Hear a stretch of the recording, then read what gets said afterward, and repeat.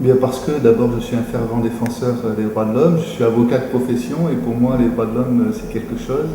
L'article 1er de notre déclaration à nous, française, les hommes naissent libres et égaux en droit, ça veut dire quelque chose, ça résonne chez moi.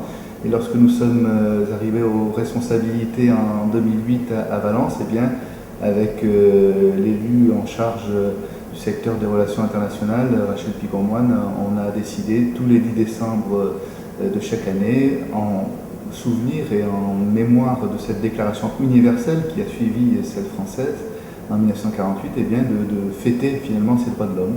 Donc cette année, ça prend une tournure plus festive avec de la participation d'acteurs jeunes, filmés et qui ont certainement des déclarations à faire intéressantes, à revisiter peut-être ces articles qui nous sont chers et à voir comment ils s'appliquent aujourd'hui. Les droits de l'homme, c'est réellement les fondamentaux de notre société et que ces fondamentaux-là soient revisités pour mieux les connaître, les reconnaître, mais aussi mieux évaluer comment ils sont mis en œuvre aujourd'hui dans nos dispositifs, dans notre système, dans notre démocratie, pour voir aussi comment moi, en tant que citoyen, je peux aussi rentrer dans ces perspectives de respect, de tolérance, de liberté, d'égalité. C'est quelque chose qui m'est cher et je trouve que c'est une belle initiative. Nous fêterons l'année prochaine le 220e anniversaire de la Première République française.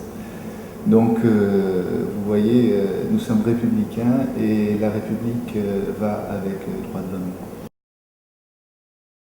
C'est important, oui, c'est un débat d'actualité, c'est important partout dans le monde, en France y compris.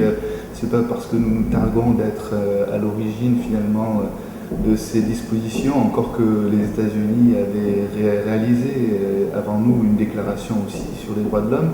Aujourd'hui, bien entendu, derrière homme, il y a femme.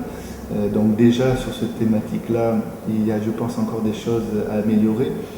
Et je crois également qu'en termes de droits des enfants dans ce monde, il y a également un combat à mener et je crois que bien entendu l'actualité nous montre tous les jours combien il est important de reprendre racine et de reprendre attache avec ces droits fondamentaux inaliénables.